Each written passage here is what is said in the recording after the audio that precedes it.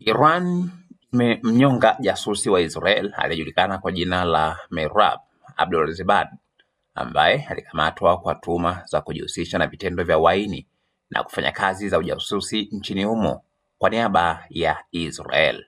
Kwa mujibu wa vyombo vya habari vya Iran, mtuhumiwa huyo alihukumiwa kifo baada ya kupatikana na hatia ya kushirikiana na taasisi za kijasusi za kigeni, hatua ambayo mamlaka za nchi hiyo zinasema ni kinyume na sheria za usalama wa taifa. Katika hatua nyingine, Iran pia iliwaua majasusi wengine wawili wa Israel Jumamosi hii baada ya mahakama kuu ya nchi hiyo kuidhinisha hukumu zao za kifo. Wawili hao walikutwa na hatia ya kupeleleza Iran kwa kushirikiana na Israel pamoja na idara ya jasusi ya Mossad. Mamlaka za Iran zimesema hatua hiyo ni sehemu ya juhudi za kulinda usalama wa taifa na kukabiliana na vitisho vya kijasusi vinavyodaiwa kufanywa na mataifa ya kigeni.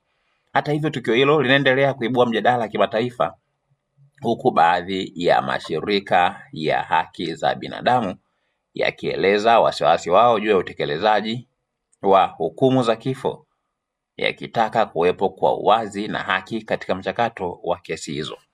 Iran na Israel zimekuwa na uhusiano wenye mvutano kwa muda mrefu, ambapo kila upande umekuwa ukituhumu wenzake kwa vitendo vya ujasusi na hujuma dhidi ya usalama wa taifa.